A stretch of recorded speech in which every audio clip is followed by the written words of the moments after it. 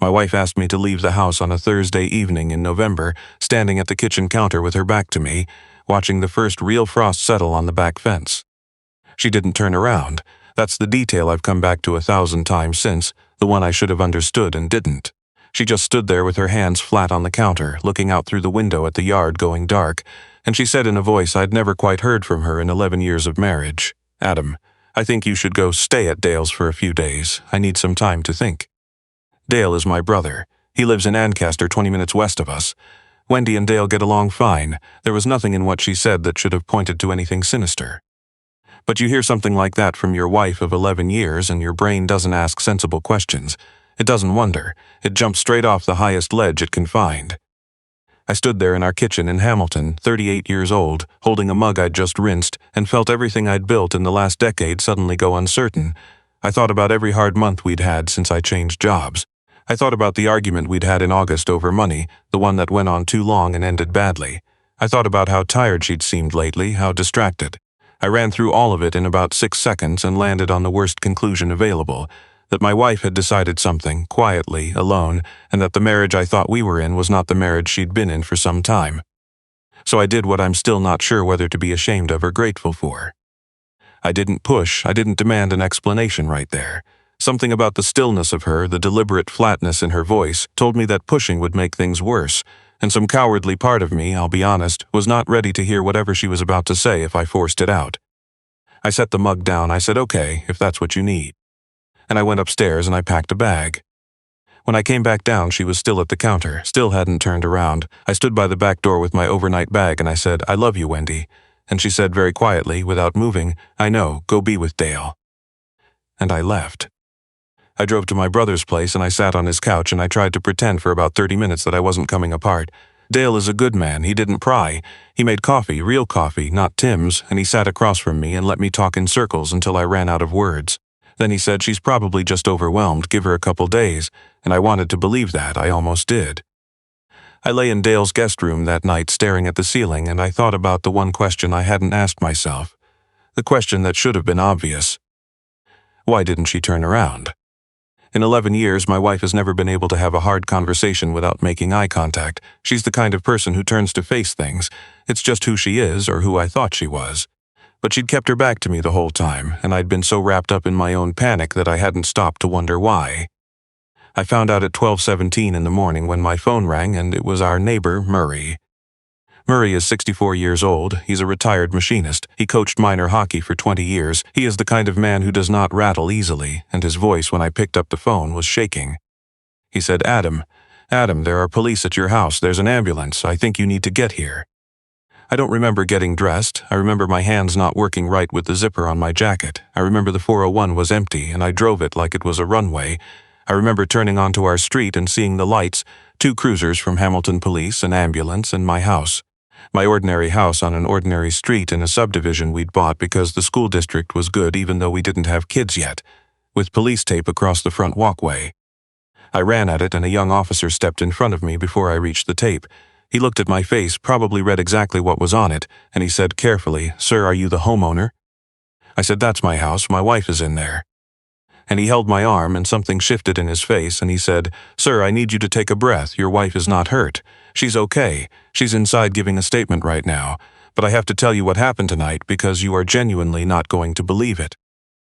He was right. It took me 3 days to fully believe it. And when I did, it rearranged something permanent in the way I understood the woman I married. I want to stop right here, with that officer's hand on my arm and the police tape in front of me and the ambulance lights washing the frost off the windshields of every car on our street. Because I know what you're bracing for, and it's not what happened. You think this is a story about a wife who was in danger, a victim, something terrible that was done to her while her husband was away, and I understand why you'd think that because that's exactly what I thought and it's completely backwards. My wife did not send me to my brother's house because she needed space. She sent me there because she had calculated, with the kind of quiet precision I had spent 11 years almost completely failing to notice, that it was the only way to keep me from getting killed. And the reason I'd missed it, the reason I stood in my own kitchen and heard, "I need you to leave," and thought the marriage is ending instead of the truth, is a failure of attention that I think a lot of people make about the people they're closest to. And it's the whole reason I'm sitting here telling you this. So here's what I need to say before I go on. If you have spent years living beside someone extraordinary and slowly, without deciding to, stopped seeing what makes them extraordinary, if the remarkable thing about them has become so familiar it's invisible, if you've ever described the most capable person you know as he's just good with that stuff, or she does that thing she does, then stay with me. Because I nearly lost my life, and then nearly lost my marriage, because I couldn't see what was right in front of me. My name is Adam Cormier. I'm 38 years old. I work as a project coordinator for a civil engineering firm based out of Hamilton. I manage timelines and subcontractors and sites at Gudget at it. It's not glamorous, and I don't pretend it is. I went to Mohawk College, not university. I drive a 6-year-old pickup. I have a bad shoulder from a hockey injury in my late 20s that I never got properly looked at. I am, in other words, a straightforward kind of man with a straightforward kind of life. And I am married to Wendy. I need to tell you who Wendy actually is, because the version I'd been carrying in my head for most of our marriage turns out to have been dramatically incomplete. And I want to say that now, before the story, because what she did doesn't make sense unless you understand what she was made of. And what she was made of is something I'd been stepping around for years without properly looking at. Wendy spent 18 years as a paramedic with Hamilton Paramedic Service. 18 years on the road, nights, weekends, the bad calls, the ones that stay with you. By the time she came off the front line 3 years ago, she had run more emergency scenes than I'll ever drive past. She'd done field trauma management on a highway pileup in a February ice storm. She'd kept a man alive on a kitchen floor for 11 minutes while his apartment building burned around him. She'd been through the kind of things that people don't easily talk about at dinner parties. She left frontline service not because she burned out. She'll tell you clearly she doesn't use that word for herself, but because she wanted to build something. She moved into training. She now works as a first responder education specialist, which means she certifies paramedics, develops curriculum for EMT programs at 3 colleges, and runs scenario-based training for fire services across the region. She teaches people how to keep their heads when everything is going wrong. That is precisely and specifically her job. Here is my confession, and it's the part of this I'm least proud of.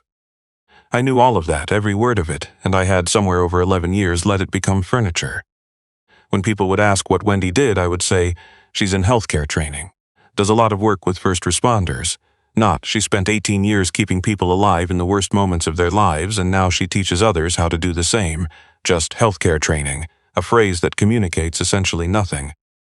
I let the most extraordinary thing about my wife become a background detail, the thing that got her out of the house on Wednesday evenings for a certification course, the thing that explained why she was always slightly more calm in a crisis than the situation seemed to warrant.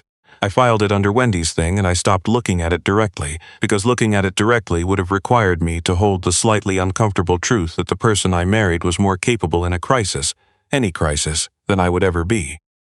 And that's a big thing to sit with about your spouse. So I didn't sit with it, I let it get small. I want to give you one small memory that shows exactly how the shrinking works. About 4 years into our marriage, we were driving back from visiting her parents in Brantford when we came across an accident on the highway. A rear end, 3 cars, one of them spun into the median. We pulled over. Wendy was already reaching for her jump kit before I'd fully stopped the truck, and in the chaos, while I stood on the shoulder not knowing what to do with my hands, my wife walked into that scene like she'd been asked. Not running, not frantic. Just moving with a focused calm that made the people around her slow down and listen. She assessed 2 patients, directed bystanders to hold compression, stayed on with 911 dispatch until paramedics arrived, and then stood back and let them work. The whole thing lasted maybe 12 minutes. On the drive home, I said, "That was incredible. You were so calm." And she shrugged and said, "That's just the training." And I nodded and I let it go, and somewhere in my head I filed it under Wendy's instincts, not Wendy's training, as though it was just something she was born with, not something she had spent 20 years deliberately building into herself. I turned a demonstration of who she was into a quirk of her personality, because personality is easier to live beside than mastery. That is the shrinking, and I'd been doing it for years in 100 tiny moments exactly like that one. And then Vince Harker decided to come to my house. Vince had worked as a structural subcontractor on a commercial renovation project I was coordinating the previous year. He came to us with good references and a Red Seal certification and 12 years of experience, and for about 8 months everything was fine. Then I started noticing things that didn't add up. Inspection sign-offs logged before work was completed, load calculations that didn't match site photos. I pulled more records. The more I looked, the clearer it got. Vince had been falsifying safety documentation, not small oversights, the kind of things that left uncorrected put workers at serious risk. I reported it to the project owner and to the Ministry of Labor. I cooperated fully with the investigation. Vince lost his certification. He faced charges. His business, which he'd spent 14 years building, collapsed in about 2 months. And he blamed me. Not his own choices, me. The messages started shortly after. A voicemail, slurred, late at night, that I deleted. A text from an unknown number. "You destroyed my family. That's not something you get to just walk away from." I reported those to the police. They noted it. They told me to let them know if anything escalated. I told Wendy. She listened carefully. She didn't say much. I told myself Vince was blowing off steam, that men like that get loud and then go quiet. I wanted it to be true, so I decided it was. Wendy did not decide anything. Wendy started paying attention. I only found out later what she'd been watching. In the quiet of our kitchen, days after that Thursday night, she told me all of it. The first thing she noticed was a truck, a gray Silverado she didn't recognize, parked at the end of our street at hours that didn't make sense. Not parked outside a house, parked between properties, engine off, far enough back to see our driveway clearly. She saw it 3 times in 10 days. She got the plate quietly. She had someone she knew from her paramedic years run it. It came back to Vince Harker. She tried to tell me. That is the part that cuts the deepest. About 3 weeks before that Thursday night, she said to me carefully, "Adam, I think that's Vince's truck I've been seeing near the house. I've noticed it a few times at odd hours." And I said, and I can still hear exactly how I said it, "Wendy, come on, he's not sitting outside our house. You've got your work head on, you're reading everything as a threat assessment." I told her she was overthinking it. I told her Vince was all bark. I took the single most situationally aware person I knew, a woman whose actual professional skill includes reading dangerous environments before they become dangerous, and I told her she was being paranoid. She let it go, not because she agreed with me. She let it go because she knew I wasn't going to listen, and because arguing with me wasn't going to make me any safer. She made a decision alone that I still don't entirely know how to hold. If I wouldn't take the threat seriously and the police couldn't act on a parked truck and old voicemails, then she was going to have to manage it herself, and she was going to manage it on her terms, not Vince's. She was going to need me out of the house when it happened, because she knew, and she was right, that if I were there, I would try to handle it the way ordinary men try to handle things, and I would become a problem instead of a resource. So she waited, and she watched. And on a Thursday in November, she looked out the kitchen window and saw Vince's gray Silverado parked at the end of the street, closer than before, at dusk. And she knew, the way she'd spent 20 years training herself to know, that this was the night. And she turned on the tap and kept her back to me and said the hardest thing she has ever said. "Adam, I think you should go stay at Dale's for a few days. I need some time to think. I want you to sit in that sentence for a moment, knowing what you know now." She had seen his truck. She believed a dangerous man was going to break into our home that night. She was 36 years old, alone with that knowledge, and her response, without panic, without hesitation, was to get the target out of the house and stay behind herself, because she was the one equipped to handle it. And because she loved me enough to let me believe for one night that she might be leaving me rather than risk me staying and getting hurt trying to be useful. She couldn't turn around, that's why. Wendy cannot lie to my face. 11 years and she's never managed it. If she'd turned around, I'd have seen everything in her expression, the fear and the calculation and the love, and I'd have known something was wrong, and I'd have stayed, and I'd have been exactly the liability she'd already decided I would be. The flat voice, the careful words, the turned back, it was the most disciplined performance of her life, designed to wound me just enough that I'd leave, and not 1 second sooner. God help me, it worked. I got in my truck with a bruised ego and drove to my brother's and felt sorry for myself while my wife squared her shoulders and got ready. After I left, Wendy did exactly what she'd spent 2 decades learning to do in emergencies. She didn't panic, she got methodical. The first thing she did was call the Hamilton Police non-emergency line. She told them calmly and specifically that a man who had been threatening her husband, Vince Harker, whose truck plate she gave them, had been conducting surveillance on their home, and that she believed he intended to enter the property that night. She created a record, time-stamped, so that when things happened, the police already had context. That's a trained mind. Most people in fear call 911 or call nobody. My wife called the non-emergency line to build the paper trail before the crisis. Then she prepared the house. She locked everything except one point of entry, the side door off the garage, which she assessed as the most likely access point based on sight lines and how she'd seen Vince park. She left it unlocked because she'd rather know exactly where he came in than be surprised. She put the front door on the latch for the police she was about to need. She positioned herself with a clear sight line to the hallway and a path to the front door behind her. She had her phone open, 911 already keyed in, ready to connect with one press. She turned the lights low, she waited, and she breathed. She told me the thing she kept saying to herself in the dark, and it's the same thing she says to students on their first scenario day. You don't need to win. You need to stay in control until help arrives. The goal is not to overpower anyone. The goal is to still be standing when the cavalry shows up. At approximately 11:45, Vince Harker came through the side door. The police found later, on him and in the yard, a length of rope, a folding knife with a 4-inch blade, and a phone containing photographs of our house taken over multiple weeks. Photographs of my truck in the driveway, my morning routine, when I left and when I returned. He didn't come to scare us, he came to find me alone and asleep. If Wendy hadn't seen that truck, if she hadn't gotten me out, if she'd been the comfortable background version of herself that I'd been carrying in my head, the one who did healthcare training, he would have come through that door and found me exactly as he expected, and I would not be here. But Wendy had seen the truck. And Vince Harker did not walk into a house with a sleeping man in it. He walked into a house with my wife in it. The moment he came through the door, while he was still moving through the dark toward where he expected to find me, Wendy pressed the button on her phone and connected the 911 call she'd been holding. She set the phone on the counter, live, recording everything. A dispatcher was already routing units. Help was coming. She just had to stay in control until it arrived. He saw her. He came at her. I asked Wendy to describe what she did, and she was reluctant because she doesn't like to frame it as a fight. She said it wasn't a fight. Fights are what happen when someone doesn't have a plan. What she used, she explained, were the patient restraint protocols she'd been trained in for emergency scenes, techniques developed specifically for situations where a smaller person needs to control a larger, combative one without causing lasting injury. When he came at her, she redirected his momentum, used his forward force against him, and took him to the floor using a control position that applied pressure at specific anatomical points, the kind of mechanical disadvantage that makes it physically harder to rise the more you struggle against it. The harder he fought, the more effectively it locked him in place. She controlled him. She did not brawl with him. She held that man face down on our kitchen floor, calm, methodical breathing, while on the counter 6 feet away the dispatcher's voice said, "Units are 2 minutes out, ma'am. Stay on the line." The knife had come free when she took him down. She'd managed the distance. He was not getting to it. She held him for 4.5 minutes. She told me that was the hardest part, not the physical part. The hardest part was holding a screaming man who wanted to kill her husband and not letting the fear take over, staying with the breathing, staying with the training, staying in control of the room when every instinct was telling her to run. That is what the officers found when they came through the front door she'd left on the latch.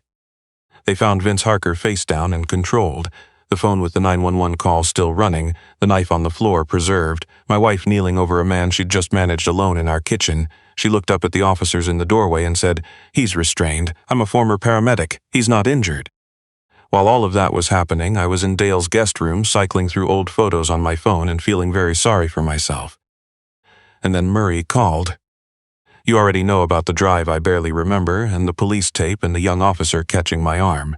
So let me take you back to that moment with all of it in mind and tell you what it was actually like to understand. The officer walked me through what had happened. Break-in, armed. She was here. She detained him. He's in custody. The call is on record. And I stood on my own front path in the November cold and felt 6 different things happen at once. Relief, so total it buckled my knees. Horror at the word armed. And underneath everything else, rising slowly, a dawning understanding of what the last several hours had actually been. They let me see her. She was sitting on the living room couch with a blanket around her shoulders, talking to a detective. She looked up when I came through the door, and her face, after everything she'd done and held together that night, came apart when she saw me.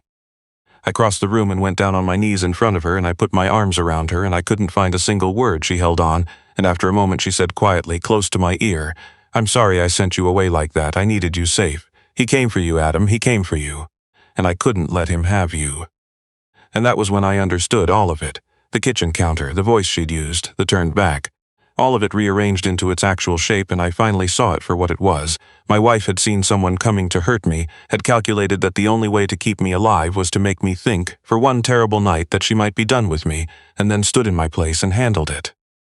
I knelt on my own kitchen floor, 3 feet from where she'd just pinned an armed man until the police arrived, and I could not stop crying, not only from relief. I cried because I'd been married for 11 years to someone extraordinary, and I'd been describing her as healthcare training at every dinner party for a decade. Vince Harker was charged, break and enter, possession of a weapon for a dangerous purpose, uttering threats, criminal harassment, the photographs on his phone, the rope, the knife, The recorded 911 call. The detective who worked the case told me it was one of the cleaner files she'd seen in years. Wendy had, in the middle of her own terror, built the case as she survived the crime. Vince has since pled out he is not coming back. The detective, a woman named Inspector Galvao who'd been doing this work for 15 years, pulled me aside in the days that followed and said something I think about often. She said, "Mr. Cormier, in this job I see what happens when a man like that gets into a house with what he was carrying. It almost never ends the way this did. Your wife didn't just handle herself. She ran that entire situation, the record, the scene, the restraint, the handover to us. I have colleagues with full tactical training who might not have been that deliberate under that kind of pressure. You should understand what you have." A detective with 15 years of experience told me to notice my wife. The awful thing is that she had to. My wife did an extraordinary thing and she was not fine afterward. I want to say that clearly because I think there's a story we tell ourselves about capable people, that strength means not being affected. Wendy had spent 20 years training for high-stress situations, and that night had still left a mark. She didn't sleep easily for almost 2 weeks. Some nights I'd hear her walking through the rooms downstairs. She'd done what she was made to do, and then she had to live in the house where it happened. And I finally got to be useful in the only way I actually could, not by protecting her. She'd settled once and for all who protected whom in this marriage, but by being there, by sitting up with her, by finally, after 11 years, paying proper attention. We talked more honestly than we had in a long time. And one night I said the thing I most needed to say. I told her I was sorry for making her smaller. I said, "I know I dismissed you about the truck. I know you tried to tell me and I called it paranoia. I've spent years talking about what you do like it was a side interest instead of what it actually is. And I know that's why you had to handle this alone, because I hadn't listened to the one person in my life who was actually equipped to see it coming. And that's on me." Wendy was quiet for a moment, then she said, "Adam, I didn't need you to think I was impressive. I needed you to think I was real. You'd turned me into a comfortable version of yourself's wife, and a comfortable version doesn't get to warn you when something's wrong because you've already decided she doesn't really see things clearly. I stopped offering you that part of me a long time ago, not out of anger. You just stopped asking, so I stopped showing you. That happens in long relationships. It's one of the saddest things that happens to two people who still love each other. I've thought about that sentence every day since. You stop offering people the deep parts of yourself when they stop being curious about them. She wasn't hiding. I had just stopped asking, and in the absence of curiosity, a whole person gets quietly filed away into the role they fill in your life. The wife, the calm one. The one who's good in emergencies because she's just built that way. She's not built that way. She built herself that way. Over 20 years, on purpose, and I'd been accepting the result without crediting the work. A few weeks later, Wendy went back to teaching. She let me come and sit in on a scenario training session for a group of paramedic students at the college, a first for me in 11 years of marriage. I want to tell you what I saw because it's the image I come back to most. There were 12 students in that room, some barely 20 years old. Some of them held themselves with the uncertain posture of people who aren't yet sure they're capable of what they've signed up for, and I watched my wife spend 3 hours changing that, not with speeches, with specific patient unhurried instruction. Here's how you read a scene before you enter it. Here's how you control your breathing when your body wants to panic. Here's why staying slow is faster than rushing. Here's what it feels like to hold someone's life in your hands and stay present. I watched a young student, visibly shaky at the start, run a full scenario at the end of the session. She stayed composed. She called it correctly. She did exactly what needed doing, and she looked up afterward with an expression I recognized immediately. It was the expression of someone who has just discovered they're more capable than they knew, that they were never as helpless as they feared. My wife gives people that. She has given it to hundreds of paramedics and first responders who are out there right now making decisions in emergencies. She'd given it to herself quietly, over 20 years. She used it to save my life, and I had described it as healthcare training at every dinner party for a decade. I sat in the back of that room on a plastic chair and felt two things at once that I didn't know could coexist, more ashamed than I'd been in years, and more proud than I'd ever been of another person. I made her a promise after I've kept it. I promised I would get curious about her again, that I would ask, that I would come to her training sessions, which I do now, because watching her work is not something that should ever have been optional when you're married to her, that I would treat the person I married as the full, deep, surprising human being she is, and not the comfortable shorthand I'd let her become in my mind. Because I was maybe 90 seconds and one unlocked side door away from losing her forever without ever having properly seen her. I'm not going to make that mistake again. There's one more thing I need to say, because I've turned it over many times and I want to be honest about all of it, including the part that still unsettles me. What Wendy did was brave in a way I don't fully have words for, but I pushed myself to ask her, and I did ask her, whether sending me away and staying alone was the right decision, whether both of us leaving and letting the police handle it might have been the safer call. She said if we'd both left that night, Adam, he would have come back, the week after, the month after. You can't get a restraining order on a parked truck and an old voicemail. The police couldn't guard our house on a maybe. As long as Vince was free and blaming you, you were going to be a target, and we were going to be waiting for the next night and the one after that. I didn't want to spend the rest of our life waiting. So when I saw he was coming, I made sure it happened on a night I controlled, with the police already on record and me ready, instead of some random night when you were alone and asleep. I didn't go looking for this. I refused to let it choose its own terms. I refused to let it choose its own terms. That may be the most Wendy thing she has ever said to me, and it captures something she's spent her whole career teaching. You can't always avoid the threat, but you can very often refuse to meet it frightened and unprepared. You can choose to see it coming. You can choose to control the ground.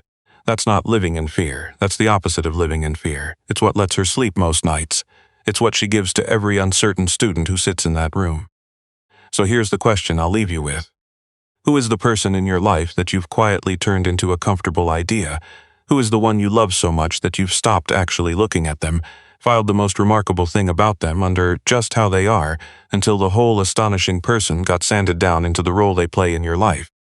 Tell me about them in the comments. Go home and ask them a real question about the thing you stopped being curious about, because I promise you they are bigger than the version of them you've been carrying. Every single one of them is. It should not take crime scene tape on your front walkway to make you see the person you married. But I will take the seeing however it came. My wife stood at the kitchen counter with her back to me and asked me to leave, and I drove away thinking it was the worst night of our marriage. It was the night I found out I'd married someone far braver and more capable than I'd ever let myself understand, who loved me enough to stand alone in a dark house and face a man with a knife so that I wouldn't have to. I see you, Wendy, I finally do, and I'm not looking away again.